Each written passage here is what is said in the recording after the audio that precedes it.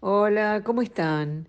Bueno, hoy vamos a trabajar sobre qué tiene mayor importancia para conseguir un liderazgo que proporcione resultados eficaces.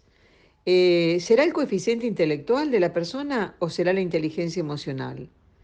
La paradoja es que tanto el intelectual como el emocional, los dos importan, pero importan de modos diferentes. No hay duda de que dado un amplio espectro de población, el coeficiente intelectual es el mejor método para organizar a la gente según qué carrera pueden realizar. Se requiere un coeficiente de desviación estándar de 115 para asimilar la complejidad cognitiva de profesiones como medicina, derecho, finanzas o cargos gerenciales o ejecutivos de alto nivel. Pero una vez que la gente ya ocupa estos puestos, el coeficiente intelectual deja de tener importancia como indicador de éxito. Se produce lo que se llama efecto suelo. Fíjense ustedes, efecto suelo. Para el coeficiente intelectual, todo el mundo que ocupa uno de esos puestos ha sido seleccionado gracias a que tienen un buen coeficiente intelectual, por lo que todos son inteligentes. Pero cuando se trata de predecir quién entre todas esas personas que fueron seleccionadas como altamente inteligentes emergerá para convertirse en el más productivo, el mejor miembro de un equipo o un líder destacado, cobra una mayor importancia en ese momento lo que es el coeficiente emocional. ¿Esto a qué se debe? Se debe a que las habilidades relativas a la inteligencia emocional, como de bien nos manejamos nosotros mismos y en nuestras relaciones, son las habilidades que distinguen a aquellos que se destacan en lo que hacen. En cuanto más altos se asciende dentro de una organización, más importancia requiere adquiere, perdón, la inteligencia emocional para distinguir a los líderes más efectivos. He tomado la charla de hoy, la columna de hoy, en el libro de Daniel Goleman, autor de, ya les he hablado, les he mencionado en algún momento de la inteligencia emocional, que se llama Cómo ser un líder. Y se pregunta a él por qué la inteligencia emocional sí importa. ¿Qué se requiere para ser un líder? Toda persona de negocios conoce alguna historia sobre un ejecutivo de gran inteligencia y dotada de enormes capacidades que fue ascendido a un puesto de liderazgo solo para fracasar en su tarea. Y también conoce alguna historia sobre alguien de sólidas capacidades intelectuales, sólidas, cuando digo sólidas no es extraordinarias, que fue ascendido a un puesto similar y obtuvo un enorme éxito. Semejantes anécdotas apoyan la ampliamente extendida creencia de que identificar a individuos con aquello que es necesario para ser líderes es más un arte que una ciencia. Al fin y al cabo, el estilo personal de quienes se convierten en soberbios líderes varía. Algunos líderes son callados y analíticos, otros vociferan sus manifiestos desde los cimas de las montañas, y lo que también es importante, situaciones diferentes requieren diferentes tipos de liderazgo. En la mayoría de las fusiones se necesita un negociador sensible que lleve el timón, mientras que cuando se trata de un cambio radical de rumbo, lo que hace falta es una autoridad más fuerte. Sin embargo, se ha descubierto que los líderes más efectivos se parecen en un elemento crucial. Todos ellos poseen un alto grado de lo que ha venido en llamarse inteligencia emocional. No es que el coeficiente intelectual y las capacidades técnicas sean irrelevantes. Importan, gente, pero principalmente como competencias de umbral, es decir, son requerimientos de acceso a los puestos ejecutivos. Pero en la investigación que hace Daniel Goleman, junto a otros estudios recientes, sugiere que la inteligencia emocional es el sine qua non del liderazgo. Sin ella, una persona puede tener el mejor entrenamiento del mundo, una mente incisiva y analítica y una provisión interminable de buenas ideas, pero aún así no será un gran líder. Hemos examinado la relación entre inteligencia emocional y actuación efectiva, especialmente en los líderes, y hemos observado cómo la inteligencia emocional sale a la luz en el trabajo.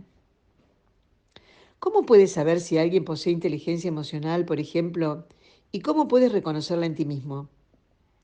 Exploraremos un poco estas cuestiones en las charlas subsiguientes, tomando por turnos cada uno de los componentes de la inteligencia emocional. El primero de ellos, ¿nos conocemos a nosotros mismos? ¿Sabemos regular nuestras emociones? ¿Somos empáticos? ¿Tenemos habilidades sociales? Vamos a ir viéndola una a una. La mayoría de las grandes empresas de hoy en día han contratado expertos psicólogos para que desarrollen lo que se conoce como modelos de competencias que ayuden a identificar y entrenar y promocionar a aquellos que tienen probabilidades de convertirse en nuevas estrellas del firmamento del liderazgo. Los psicólogos también han desarrollado dichos modelos para puestos de inferior nivel. Mientras Goleman escribía La práctica de la inteligencia emocional, analizó modelos de competencias en 188 empresas, la mayoría de los cuales eran grandes e incluso multinacionales, así como de agencias gubernamentales. Al llevar a cabo esa tarea, el objetivo de él era determinar qué capacidades personales producían un rendimiento sobresaliente dentro de esas organizaciones y hasta qué punto lo producían. Agrupó las capacidades en tres categorías. La primera era destrezas puramente técnicas, como la contabilidad y la planificación del negocio. Destrezas cognitivas, como el razonamiento analítico y competencias que demostrasen una inteligencia emocional, como la capacidad de trabajar con otros y de efectividad en el cambio del liderazgo. Para crear algunos de los modelos de competencias, se pidieron a los directivos de mayor nivel en las empresas que identificasen las capacidades que tipificaban a los líderes más destacados de su compañía. Para crear otros modelos, se empleaban criterios objetivos como la rentabilidad de una división para diferenciar a los que mejor rendían de los que solo alcanzaban la media. Esos individuos eran contratados y entrevistados exhaustivamente y puestos a prueba, y después sus capacidades se comparaban entre sí. Vamos a empezar a hablar de lo que les adelanté hace un momento, de las distintas cualidades del coeficiente emocional. Entonces, es tan importante que se ha demostrado que el primero de ellos es el conocimiento de uno mismo. El conocimiento de uno mismo se trata del primer componente, lo cual tiene sentido si uno se plantea que el oráculo de Delfos aconsejó hace miles de años lo conveniente de conocerse uno mismo. Yo siempre les digo a mis alumnos, hacerse una mirada introspectiva hacia adentro. Y de esa manera, si uno se conoce a sí mismo, empezar a conocer las emociones propias, los puntos fuertes, cuáles son sus debilidades, sus necesidades y sus impulsos. Las personas con un intenso conocimiento de sí mismas no son ni demasiado críticas ni son ni exageradamente optimistas. Al contrario, son honestas consigo mismas y con otros. Las personas con un alto grado de conocimiento de sí mismas reconocen cómo sus sentimientos les afectan a ellas y también a otras personas, y también cómo afectan a su rendimiento en el trabajo. Por tanto, una persona que se conoce a sí mismo y sabe que los plazos ajustados sacan lo peor de ella, planifica su tiempo con tanto cuidado y realiza su trabajo por adelantado. Otra persona con un alto conocimiento de sí misma será capaz de trabajar con un cliente exigente. Entenderá el impacto de dicho cliente en su estado de ánimo y las razones subyacentes de su frustración. Esa persona podría explicarle así: las nimias exigencias del cliente nos impiden llevar a cabo la tarea que realmente necesitamos hacer. E irá un paso más allá y transformará su rabia en algo constructivo. No se quedará quejándose. ¿Saben hasta dónde llega el conocimiento de uno mismo? Se extiende a la comprensión que una persona tiene de sus propios valores y objetivos. Alguien que posee un alto conocimiento de sí mismo sabe a dónde se dirige y por qué. Así, por ejemplo, será capaz de mantenerse firme y rechazar una oferta de trabajo que sea tentadora desde el punto de vista financiero, pero que no se ajuste a sus principios o a sus objetivos a largo plazo. Una persona que carezca de conocimiento de sí misma tenderá a tomar decisiones que le creen trastornos internos al pisotear principios enterrados en su subconsciente. El sueldo parecía bueno, por eso firmé, podría decir alguien así a los 2 años de haber firmado su contrato. Pero el trabajo no me motiva y estoy todo el tiempo aburrido. Las decisiones que toman las personas que se conocen a sí mismas convergen con sus principios, por lo que con frecuencia el trabajo les proporciona energías. ¿Saben algo interesante? Que uno de los sellos característicos del autoconocimiento es reprobarse a sí mismo, pero con sentido del humor. El conocimiento de uno mismo también puede ser identificado durante las revisiones de rendimiento. Las personas que se conocen bien a sí mismas conocen los puntos débiles y sus puntos fuertes y se sienten cómodos hablando de ellos, y a menudo demuestran inclinación hacia la crítica constructiva. Por el contrario, las personas con un bajo nivel de conocimiento de sí mismas interpretan el mensaje de que necesitan mejorar como una amenaza o un indicio de fracaso. La gente que se conoce a sí misma también puede ser reconocida por la seguridad que muestra. Poseen una firme comprensión de sus capacidades y tienen una menor tendencia al fracaso, porque, por ejemplo, no admiten que se les asignen más tareas de las que pueden llevar a cabo. También saben cuándo solicitar ayuda, y los riesgos que toman en su trabajo son calculados. No se enfrentarán a un desafío que saben que no pueden superar por sí solos. Se concentrarán en hacerlo lo que saben que hacen bien. O sea que estarán evaluándose todo el tiempo. Pensemos en las acciones de una empleada de nivel medio que fue invitada a una reunión estratégica en la que participaban los más altos ejecutivos de su empresa. A pesar de que ella era la persona de menor rango, en la sala, no se conformó con mantenerse en silencio, escuchando atemorizada. Sabía que poseía una mente clara y lógica y que tenía la capacidad de presentar ideas de un modo persuasivo, por lo que ofreció convincentes sugerencias relacionadas con la estrategia de la empresa. Al mismo tiempo, su conocimiento de sí misma evitó que se metiera en temas que era consciente que no dominaba. O sea, ella sabía hasta dónde podía entrar y hasta dónde no podía entrar. Pese a la importancia de tener a gente con altos niveles de conocimiento de sí mismos en la empresa, se ha investigado que los directivos no suelen darle a ese conocimiento el crédito que merece cuando están buscando nuevos líderes. O sea que hay que darles mucho crédito a estas personas que se conocen a sí mismas. Fíjense qué interesante. Los empleados es descartado con demasiada frecuencia de ser considerados lo suficientemente duros para liderar a otros. De hecho, lo cierto es lo contrario. En primer lugar, la gente admira y respeta la franqueza. Más aún a los líderes se les exige de manera constante realizar juicios que requieren una evaluación sincera de capacidades, tanto de los suyos como de los otros. ¿Podemos lanzar un producto nuevo en el plazo de 6 meses? ¿Poseemos la experiencia necesaria en la gestión para enfrentar a un competidor? Las personas que se evalúan con honestidad a sí mismas, es decir, las personas que se conocen a sí mismas, son las apropiadas para hacer lo mismo con las empresas que dirigen. Bueno, el primer punto que trabajamos fue el autoconocimiento y ahora vamos a hablar de la autogestión. Los impulsos biológicos ponen en funcionamiento nuestras emociones. No podemos deshacernos de ellos, pero sí podemos hacer mucho para controlarlas. El autocontrol, que es como una insistente conversación interior, es el componente de la inteligencia emocional, que nos libera de ser prisioneros de nuestros sentimientos. La gente que mantiene dicha conversación sufre momentos de baja estado anímico e impulsos emocionales como le ocurre a todo el mundo, pero encuentra modos de controlarlos e incluso de canalizarlos de forma útil y eficaz. Imaginemos a un alto ejecutivo que ha presenciado cómo un equipo formado por empleados suyos presentaba un análisis chapucero a la junta directiva de su empresa. En la atmósfera catastrófica que sigue a la presentación, el ejecutivo podría sentirse tentado de golpear la mesa con rabia o patear una silla o tirar algo, revolear algo. Podría ponerse en pie y gritar a los empleados. O podría mantener un lúgubre silencio mientras contempla amenazadoramente a todos y luego abandonar la sala. Pero si es capaz de autocontrolarse, elegirá un enfoque diferente. Hará una cuidadosa selección de sus palabras, dejando claro el pobre rendimiento del equipo sin realizar un juicio apresurado. A continuación se concentrará en averiguar las razones de ese rendimiento inapropiado. ¿Habrán sido razones personales? ¿Falta de esfuerzo? ¿Existen factores que mitiguen la culpa? ¿Cuál ha sido su papel en este debacle? Después de meditar estas cuestiones, reunirá al equipo, planteará las consecuencias de lo ocurrido y ofrecerá sus sensaciones sobre ello. Entonces presentará su análisis del problema y también una solución bien meditada. ¿Por qué importa tanto el autocontrol de los líderes?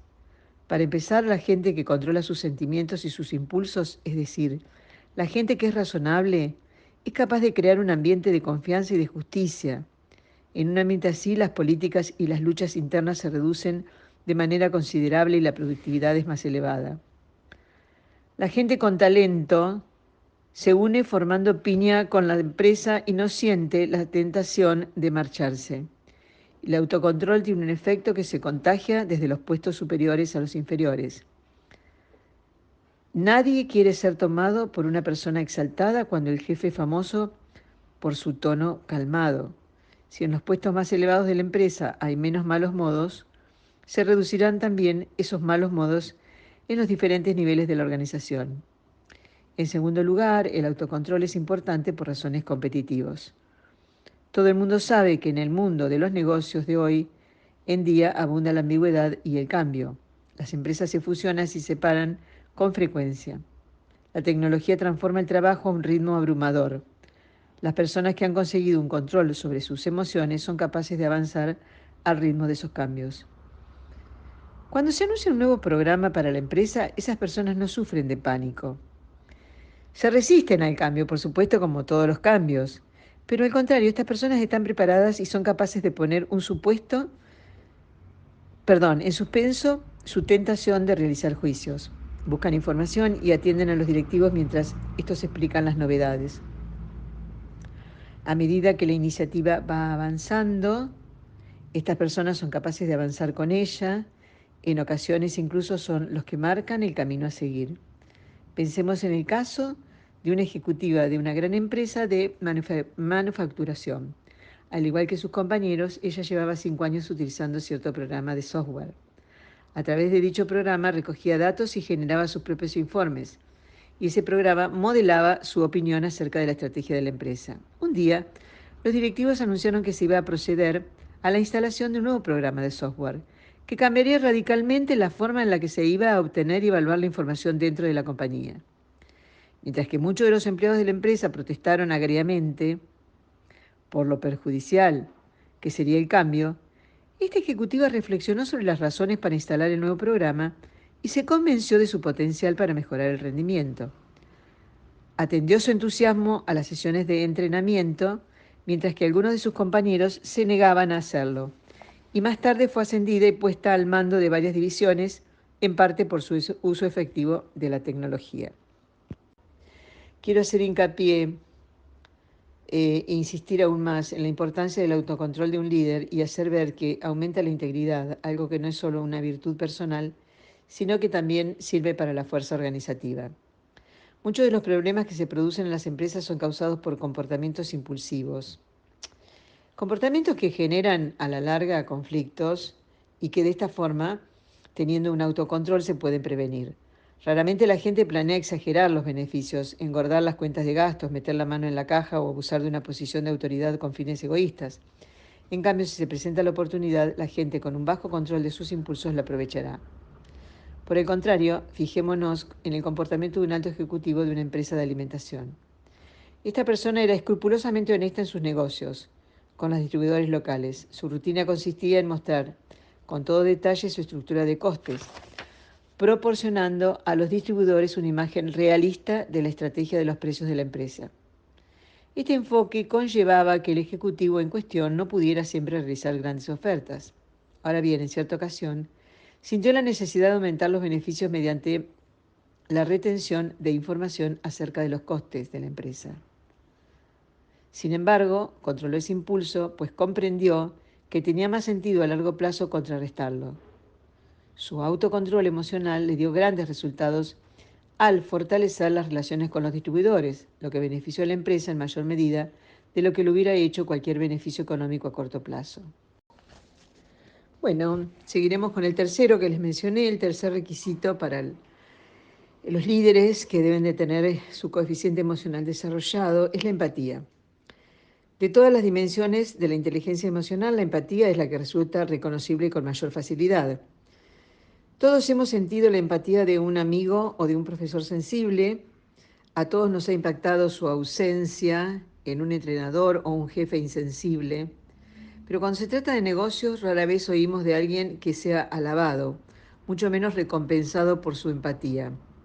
La propia palabra suena extraña si se la relaciona con el mundo de los negocios, fuera del lugar en medio de la dura realidad del mercado. Pero empatía no se deja interpretar como una especie de sentimentalismo del tipo estoy bien, tú estás bien.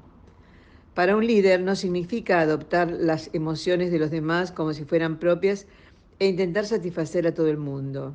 Eso sería una pesadilla que convertiría cualquier acción en imposible. ¿La empatía qué significa? La empatía significa, más bien, tener en profunda consideración tanto los sentimientos de los empleados como otros factores durante el proceso de tomar decisiones inteligentes. Para un ejemplo de empatía en acción, pensemos en lo que sucedió cuando dos grandes compañías de corretaje se fusionaron, creando una serie de puestos duplicados en todas sus divisiones. Un jefe de división reunió a toda su gente y le dio una lúgubre charla que enfatizaba el número de empleados que perderían su trabajo en un corto plazo de tiempo. Y el de la otra división le dio a su equipo una charla muy diferente. Se mostró sincero sobre su propio estado de preocupación y confusión y prometió mantenerlos a todos informados y tratarlos de manera justa. La diferencia que existía entre estos dos jefes de división era la empatía. El primero estaba demasiado preocupado por su propio destino como para tener en consideración los sentimientos de sus ansiosos compañeros, y el segundo sabía, por intuición, lo que su gente sentía y reconoció sus temores mediante sus palabras. Resulta entonces sorprendente que el primer director viera cómo su división se iba hundiendo a medida que muchos empleados desmoralizados, especialmente los mejores, lo abandonaban. Por el contrario, el segundo director continuó siendo un líder fuerte, los mejores de su equipo se mantuvieron en el puesto y la división siguió siendo tan productiva como lo había sido hasta entonces. Entonces, gente, la empatía es particularmente importante hoy en día como componente del liderazgo y lo es por al menos tres razones. El creciente uso de equipos, el veloz ritmo de la globalización y la imperiosa necesidad de mantener el talento. Pensemos en el desafío que supone liderar un equipo. Como todo aquel que haya formado alguna vez parte de uno, puede atestiguar, los equipos son calderas donde bullen las emociones. A menudo se les carga con la responsabilidad de alcanzar un consenso, lo cual ya es difícil con dos personas y mucho más a medida que el número de personas va en aumento. Incluso en aquellos grupos de solo 4 o 5 miembros se forman alianzas y se producen choques de agendas. Un líder de equipo debe ser capaz de ver y comprender los diferentes puntos de vista de todos los que lo forman. Eso es exactamente lo que una directora de marketing de una gran empresa de tecnología de la información fue capaz de hacer cuando fue elegida para liderar un equipo con problemas. El grupo estaba sumido en un estado de confusión por una sobrecarga de trabajo que no lograba terminar dentro de los plazos establecidos. Se producían grandes tensiones entre los miembros del equipo. Retocar los procedimientos no fue suficiente para unir al grupo y convertirlo en parte efectiva de la empresa. Por lo tanto, la directora tomó varias decisiones. Por medio de una serie de reuniones individuales se tomó el tiempo necesario para escuchar a todos los miembros del equipo qué les frustraba, cómo calificaban a sus compañeros si ellos mismos se sentían ignorados. Y después dirigió al equipo de un modo que lo hizo unirse. Animó a la gente a hablar de manera más franca con respecto a sus frustraciones y ayudó a todos a realizar quejas constructivas durante las reuniones. En pocas palabras, su empatía le permitió entender la constitución emocional de su equipo. El resultado fue no solo una mayor colaboración entre los diferentes miembros, sino también una mayor cantidad de negocios, puesto que el equipo recibió solicitudes de ayuda por parte de una mayor cantidad de clientes internos. La empatía juega un papel principal en la retención del talento, en particular en la economía de la información de hoy en día.